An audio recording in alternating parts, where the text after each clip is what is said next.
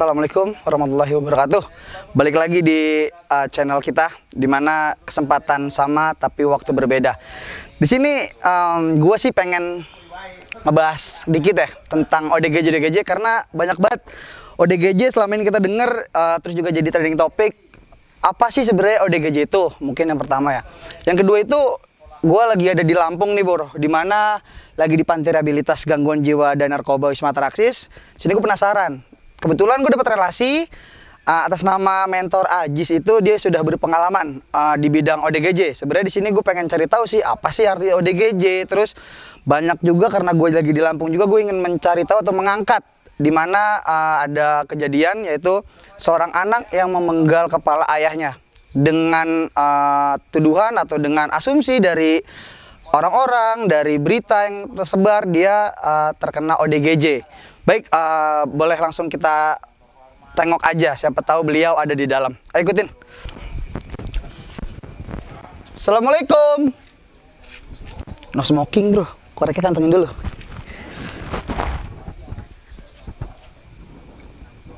Assalamualaikum. Permisi Bapak atau Mas, boleh bertemu dengan Bapak atau mentor Ajisnya? Ya kalau boleh tahu, Mas, dari Oki Mas, dengan Mas Tris ya? Iya, di sini saya dari Jakarta ingin wawancara sedikit lah sama mentor Ajis, karena saya juga dapat relasi bahwasannya katanya mentor Ajis itu sudah berpengalaman atau sudah bergelut di bidang kejiwaan itu. Boleh minta waktunya? Boleh, mentor Ajis kayaknya masih di luar juga. Di luar ya? Nah, di luar di ujung tuh Pak. Oh, emang tadi kita dengar suara-suara, cuma nggak tahu kalau itu ada. Coba dilihat aja kayaknya di sana. Oke, terima kasih ya, Mas Tris ya. Coba temen aja. Oke. Tuh ada Pak Ajis, ayo ikut. Kita wawancara sedikit. Assalamualaikum. Waalaikumsalam. Ayo sini. Nggak pakai. Ayo, maaf Pak. Lupa, sambil ya. Oh iya, dia maaf Pak. Jauh Pak. Saya duduk ya Pak? Iya. Dukanya kalau manggil Pak terlalu tua Pak. Lebih nyaman mentor aja kali ya, biar lebih dekat aja ngobrolnya. Sebelumnya mentor mohon maaf, pakai clip on dulu. Apa nih? Clip on, biar suara. Kopi nggak? Boleh, mentor ada? Nggak ada. Yang teriak aja. Ini dipasang sini. Iya, pasang mentor. Oke. Ya sebelumnya mohon maaf nih kedatangan saya ganggu nyantainya, ngopinya mungkin lagi ngelakuin aktivitas apa. Di sini saya dapat kabar mentor, jauh-jauh nih datang ke Lampung tentang membahas kasus ini loh mentor. Seorang anak yang memenggal kepala ayahnya. Mentor sudah pernah dengar cerita itu, berita itu? Pernah, dengar. Di situ saya observasi sedikit mungkin mentor ya. Di situ saya mendapatkan poin-poin bahwasannya dia diasumsikan sebagai ODGJ. Mungkin mentor juga pernah lihat di berita-berita atau di YouTube itu banyak sekali orang-orang di luar sana mengangkat tema ODGJ. Mungkin ada beberapa kalangan yang sudah paham dan ada yang belum. Mungkin pertanyaan simpel saya nih mentor, ODGJ itu apa sih mentor? Jadi ODGJ itu singkatan sebenarnya. Singkatan. Orang dengan gangguan jiwa. Oh gitu, orang dengan gangguan jiwa. Orang dengan gangguan jiwa. Nah, sementara gangguan jiwa itu sendiri adalah sindrom atau kumpulan gejala yang secara klinis bermakna dan berhubungan dengan distres atau ketidakberdayaan.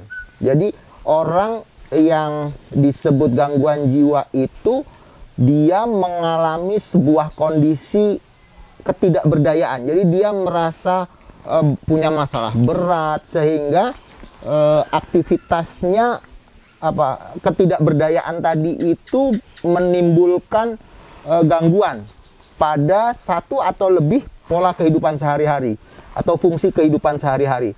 Fungsi kehidupan sehari-hari itu misalnya nih, karena dia stresnya sehingga dia tidak bisa lagi mampu berkomunikasi dengan orang lain. Oke. Dia ngurung diri. Ada kan orang gangguan jiwa yang dia ngurung diri, nggak mau keluar. Kenapa? Karena dia menganggap orang yang di luar itu musuh. Oh, gitu. Atau dia merasa bahwa dia tidak berguna, dia tidak punya makna kehidupan lagi, akhirnya saya lebih baik diam. Atau dia merasa malu yang sangat luar biasa. Tuh kalau di keperawatan dibilangnya harga diri rendah. Tapi kalau di medis biasanya sebut orang depresi berat. Oh, gitu. Itu orangnya menarik diri. Begitu juga hal yang lain. misalnya dia pengguna narkoba tuh biasanya ada yang parno. Oke. Ya kan? Paranoid. Oke, ya kan? Paranoid itu sebenarnya satu gejala. Tadi kan gangguan jiwa itu sindrom, berarti kan kumpulan gejala. Oke. Nah, gejalanya diantaranya adalah paranoid. Dia ada namanya waham atau delusi, keyakinan yang salah terhadap dengan kondisi realita. Jadi dia meyakini bahwa orang-orang pada nggak suka sama dia. Dia meyakini orang mau ngeracun dia. Dia meyakini bahwa orang mau menyakiti dia. Oh, berarti dia punya asumsi sendiri gitu ya, Mentor ya? Penilaian dia dan dia yakini. Nah, karena keyakinan itu sulit dirubah, maka biasanya intervensinya juga akan sulit. Jadi semakin kuat dia menangkap itu, wahamnya itu semakin dia percaya dengan apa yang dipikirkan itu ya? Betul. Oke, baik, waham itu dia yakini dan dia percaya banget. Gitu. Ada kan orang gangguan jiwa yang dia ngerasa hebat. Oh, saya ini turunannya Pak Karno gitu. Oh, iya. Saya ada kan? Betul. Ada yang bahkan apa titisannya Nabi Muhammad ya. Berhalusinasi itu ya, waham itu ya, kebaik. Ada beda lagi. Tadi saya sudah sebutkan sindrom, kumpulan gejala. Dia ada delusi atau waham, ada juga halusinasi. Kalau halusinasi, kalau waham tadi keyakinan yang salah, yang tidak ada objek ya mungkin realita, ya. Tapi kalau halusinasi itu tidak ada objek. Jadi gangguan persepsi di mana tidak ada objek. Karena nggak ada objek ya dia persepsikan salah, ya kan? Dia ngerasa, ih, kok ada orang yang ngomongin saya ya? Itu di atas ada orang jalan. Nah, padahal nggak ada orang jalan gitu kan? Itu orang inilah dia ngomongin saya tuh, padahal nggak ngomongin saya gitu kan? Nah, itu halusinasi. Nah, dua gejala ini beberapa kasus sangat erat hubungannya. Oh gitu, Mentor. Ya kan? Karena halusinasinya dia akhirnya curiganya makin parah. Terdorong ya dengan dia mau ngelakukan apapun jadinya ya di luar nalar orang yang waras. Oh baik. Nah tadi yang bahasan yang pertama lo sampein tadi akhirnya ada orang dibunuh, anak bunuh bapak iya. Ya kan? Dulu pernah ada kasus bapak bunuh anak. Kenapa? Menurut dia dapat suara yang itu suara dari Tuhan. Dia suruh nyembelih anaknya kan? Luar biasa. Dianggapnya kayak Nabi Ibrahim aja kan, disembelih terus jadi kambing gitu kan. Anaknya disembelih di depan istrinya, pingsan istrinya. Oh ya baik, Mentor. Cukup mungkin dulu, Mentor. Ini lebih makin seru nih. Para penonton atau penggemar dari channel kita nih, di sini mungkin yang langsung kita masuk ke temanya aja. Di sini kita dapat atau saya dapat pertanyaan nih, Mentor, dari teman-teman sih. Salah satunya juga saya penasaran sih.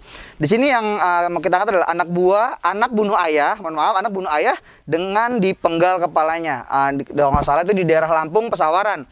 Dengan nama almarhum ayahnya itu adalah Slamet Rianto. Di sini hasil investigasinya yang tadi saya coba cari tahu, baca-baca, adalah dia diperkirakan ODGJ. Kalau saya juga boleh tahu nih, seorang ODGJ itu bisa dikatakan dia ODGJ itu dari mana sih? Sedangkan ini yang saya dengar juga nih, seorang anak ini yang membunuh ayahnya itu adalah tidak direstukan dalam pernikahan. Berarti dia sudah memahami arti dari, oh saya nggak boleh dinikahi nih, saya bunuh dia. Berarti kan itu dia tidak dibilang ODGJ dong, Mentor? Karena dia masih punya pemikiran yang ini. Enggak juga, orang dengan gangguan jiwa itu beberapa kasus kesadarannya komposmentis. Komposmentis itu dia punya kesadaran penuh, memorinya juga bagus. Jadi tadi sebenarnya yang disebut gangguan jiwa itu adalah kumpulan dari beberapa gejala yang sangat bermakna, gejala klinis yang sangat bermakna. Tadi contohnya, kalau dia kalau ditanya namanya siapa, tahu duit enggak, tahu perempuan cantik enggak, dia tahu. Tapi gitu. Dia punya keyakinan bahwa bapaknya tuh mau bunuh saya. Oh gitu, itu bisa ya kan? Bisa dari waham tersebut dan halusinasi itu. Betul, jadi yang mempengaruhi wahamnya. Nah, untuk meyakinkan apakah anak yang membunuh bapaknya ini gangguan jiwa atau tidak, maka harus dilakukan pemeriksaan yang lengkap. Di mana? Di rumah sakit jiwa. Nanti dokter di rumah sakit jiwa akan melakukan pemeriksaan dan observasi selama 14 hari itu diobservasi di rumah sakit jiwa tanpa diberikan obat jiwa. Sampai akhirnya ketahuan benar, oh ini anak memang benar-benar gangguan jiwa atau dia sebenarnya hanya sakit hati saja kemudian dibunuh. Artinya pada saat melakukan tindakan itu dengan kondisi kesadaran yang bagus dan dia dengan pemahaman yang bagus. Nah, itu ya proses hukumnya berlanjut. Oh, baik. Terus gini, Mentor, sebelum pelaku ini, Mentor ya, pelaku ini sebelum melancarkan atau melakukan pemenggalan kepala seorang ayah ini adalah dia meminta maaf dulu, Mentor. Berarti kan secara rasional adalah dia tahu nih, saya sedang berbicara dengan ayah saya, lalu dia minta maaf, lalu dengan sadisnya dia langsung dipenggal, Mentor. Ya, sebenarnya tidak jauh beda dari pengertian yang saya sebut tadi. Jadi ada distress, ada penderitaan pada klien itu, sehingga dia tidak bisa mengendalikan impuls dorongannya, ya kan? Baik. Yang mengakibatkan ada gangguan fungsi dari kehidupan sehari-harinya, gitu sudah loh. gitu didukung dengan keadaan yang pas mungkin ya, Mentor ya. Jadi kalau saya nih ada nih parno saya kencang, wih, perasaan saya Oki ini mau bunuh saya. Ada nih halusinasinya kencang juga. Itu musuhmu itu. Oh, itu gitu. Itu yang mau nyakitin kamu dari bisikan nih. Halusinasi, daripada kamu disakitin, kamu sakitin aja dulu. dia Oh, dulu, baik. Karena saya nggak punya kekuatan, tapi saya tahu kamu Oki. Oh, gitu. Jadi saya bilang, Ki, maaf ya Ki, saya rasanya kencang pengen gorok kamu nih. Oh, ya kan? mungkin itu kali ya, kan? yang terjadi di saat itu mungkin seperti itu, kurang lebih ya. Tapi impuls dorongan untuk melakukan itu saya nggak punya kemampuan gitu. Baik, sekarang pertanyaan sedikit lagi nih, Mentor nih.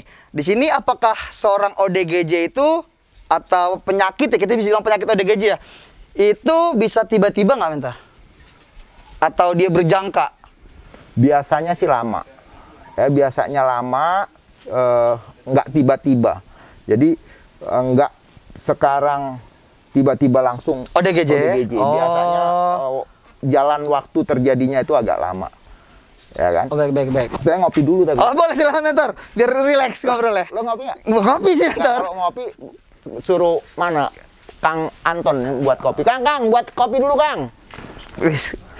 Di sini makin seru perbincangan di malam ini ya, di tanggal 29 bulan 3 nih. Ini Kopi pahit, Ki. Oh, pahit? Iya. Hidup kita udah pahit, Bentar. Jangan sampai hidup yang pahit itu akhirnya menjadikan menjerumuskan distres. Ya. Oh, baik. Ya kan? Siap. Makasih ya. Terus menstimulus kita jadi responnya nggak bagus. Oh, negatif. Macam, ya kan? Baik. Kan banyak tuh kejadian, kehidupan memang udah pahit terus. Seperti cintaku, Bentar. Tapi nggak bisa dia minit tuh stresnya dengan bagus. Ya akhirnya kayak nih sekarang.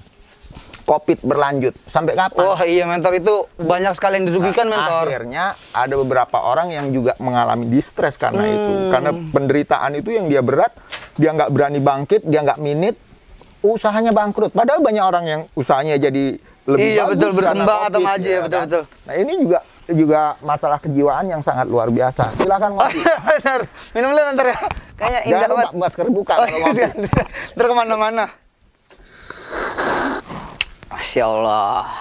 Mantep bener. Bentar. Nggak pernah ngopi dia. Nah, karena ada asumsi di kopi itu, Mentor. Kopi terlahir pahit atau tertumbuh pahit tergantung bagaimana orang yang manis menikmatinya. Kopinya lu lebih banyak. Saya belum paham nih.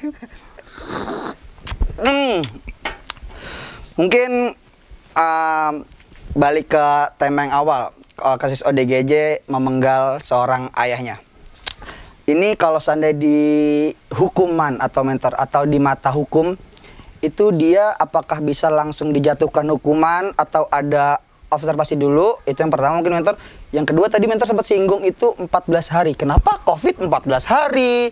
Observasinya 14 hari juga. Mungkin itu aja tuh, Mentor. Nanti akan bisa kita sambung di mana. Saya juga ingin cari tahu lagi tentang bagaimana sih caranya kita. Sebenarnya sih saya ingin membuat suatu konten, Mentor. Konten itu adalah saya datang ke sebuah atau ke seorang personal yang sudah ODGJ, tapi saya pribadi saya masih tidak memahami perilaku atau karakter ODGJ ini. Saya takutnya dicengkram atau dipukul. Kadang seperti itu, Mentor. Mungkin di konten selanjutnya saya kesini lagi terus bertanya dengan Mentor. Mungkin itu dulu pertanyaan pertama. Kenapa sih ODGJ itu menggal kepalanya? Terus kenapa 14 hari? Terus hukumannya dia akan seperti apa? Apakah seperti masyarakat biasa, Ya, sipil biasa? jadi kalau ada orang orang awam, orang melakukan tindak pidana ya. Orang melakukan tindak pidana kemudian dicurigai dia mengalami gangguan jiwa, maka penegak hukum dalam hal ini kepolisian akan membawa kliennya, masyarakat yang melakukan tindak pidana itu ke rumah sakit jiwa untuk dilakukan visum repertum psikiatrikum namanya, pemeriksaan kesehatan jiwa secara lengkap sehingga nanti akan ketahuan loh oleh dokter spesialis jiwa, psikiater, apakah dia memang benar-benar gangguan jiwa yang sampai dengan melakukan tindak pidana itu tidak mempunyai kesadaran yang bagus, atau dia dalam kesadaran yang bagus. Karena kenapa 14 hari? Setelah diteliti ternyata 14 hari itu adalah waktu yang efektif untuk menegakkan sebuah diagnosa yang kompleks. Jadi selama 14 hari itu bahasa sederhananya gini lah, kalau gua pura-pura gila kali 14 hari gua udah capek. Gerah. Gitu. udah capek bener. Ya kan? Baik. Perilaku itu akan diobservasi selama 14 hari. Untuk mencari tanpa itunya dikasih ya, kebenarannya ya, pada saat Baik. dikasih obat, kalau dia bukan berarti tidak terdiagnosa di awal. Misalnya nih ada orang masyarakat yang datang, dia mengalami gangguan jiwa, didiagnosa dokter, oh dia gangguan jiwa. Begitu dikasih obat, dia kondisinya kan terus bagus. Tapi kalau orang yang dicurigai seorang dia tersangka sebagai tersangka sebuah tindak pidana, maka gejala yang ditimbulkan itu pun adalah barang bukti kan? Ya kan? Bahwa dia memang gangguan jiwa, mana buktinya itu? Selama 14 hari itu ya diobservasi itu. Keluhannya muncul itu, gejala-gejalanya muncul itu. Itu saya pikir yang mesti menjadi perhatian kita. Artinya, apakah orang yang membunuh bapaknya itu gangguan jiwa atau tidak? Ya kita tunggu. Apa keputusan dokter dari Rumah Sakit Jiwa Lampung, spesialisnya ya, dokter spesialis kesehatan jiwa, apakah dia memang gangguan jiwa atau tidak. Nah, kalau dia tidak mengalami gangguan jiwa, maka proses hukumnya akan berlanjut, sidang dan ditahan. Tapi kalau dia mengalami gangguan jiwa, di Undang-Undang Kesehatan jelas bahwa orang yang mengalami gangguan berhak mendapatkan pengobatan, jadi dia harus diobatin. Untuk penonton, jangan diem-diem baik. Subscribe biar dapat pahala. Ditunggu subscribe-nya ya, sama klik di tombol yang di bawah ini nih. Klonteng. Singkat cerita nih mentor, untuk terakhirnya pertanyaan saya. Kesimpulan bisa kita ambil dari kejadian atau peristiwa seorang anak yang masih diduga ya mentor ya, diduga ODGJ memenggal kepala anaknya. Kesimpulannya yang bisa mentor edukasi ke saya pribadi dan ke teman-teman yang sedang nyaksiin ini gimana mentor?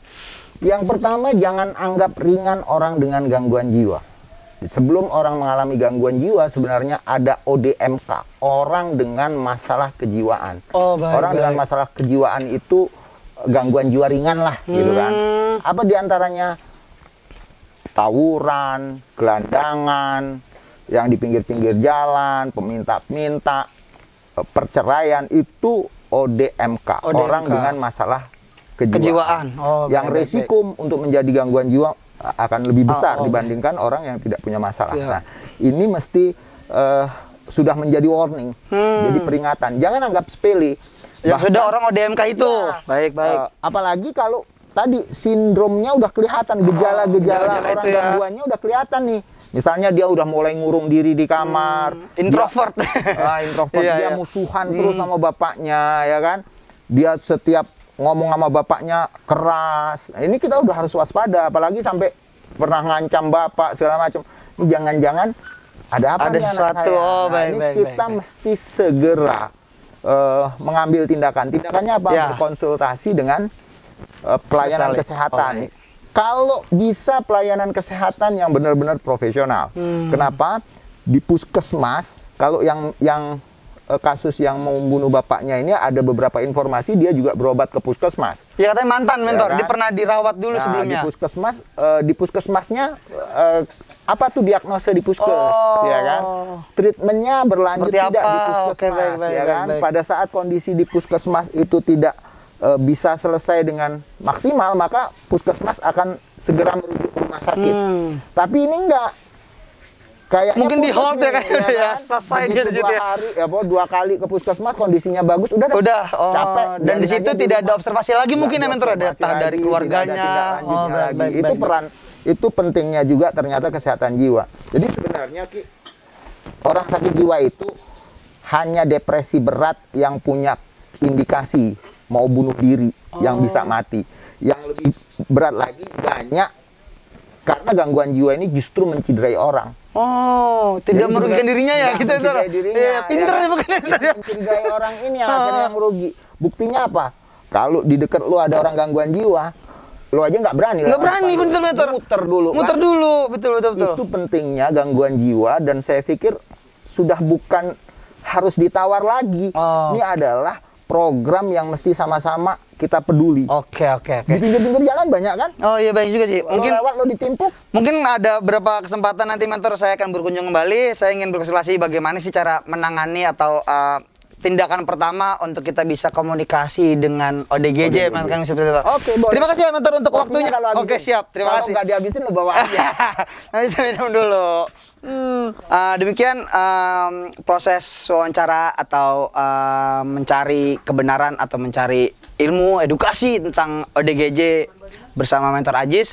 Mungkin di lain kesempatan saya ingin konsultasi kembali dengan mentor Ajis mengenai banyak sekali lah mengenai tentang ODGJ, mengenai tentang narkoba, dampak-dampak dari penyalahan narkoba, dampak-dampak ODGJ itu apa kalau kita diemin berlama-lama atau putus obat atau dia pernah berobat atau tidak. Pokoknya tetap ikutin terus channel kita dan jangan lupa di subscribe dan dibunyiin loncengnya biar kalau kita mengeluarkan video-video kalian akan terus update dan menonton. Terima kasih untuk malam ini. Saya akhiri. Assalamualaikum warahmatullahi wabarakatuh. Bye bye.